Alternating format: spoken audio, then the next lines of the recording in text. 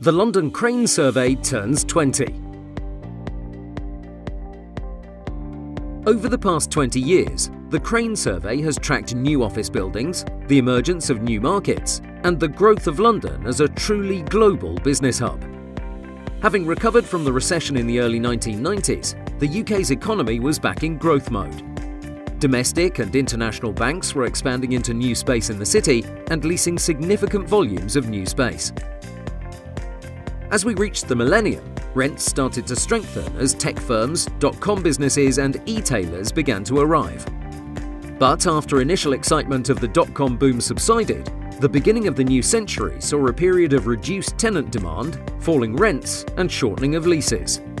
Yet these years also saw the delivery of a number of landmark buildings and a push into new markets, as Paddington began to establish itself as an area for development. By 2005, economic growth was running at 3%, and a significant rise in office construction was just about to take off. By early 2006, London's recovery was in full swing. Leasing activity was strengthening, with the West End reaching prime rents of £100 for the first time, and speculative development was on the rise. But from 2008, the impact of the global financial crisis began to bite. The combination of reducing tenant demand and a dearth of development finance saw new activity plummet, with 2010 seeing the lowest amount of construction recorded in our survey's history.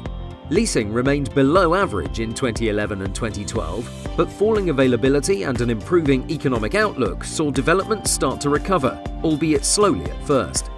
The redevelopment of King's Cross began to take shape, and we saw the rise of the serviced office and the growing popularity of tech belt locations. Today, the attraction of the tech belt continues, with technology and media firms expanding in the city fringes and midtown. A new phase of tower construction gets underway in the city. Availability is at a 15-year low, limiting occupier choice of office space.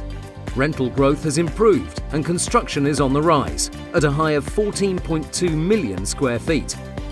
Our outlook for the future is that London's key office markets will become increasingly geographically diverse.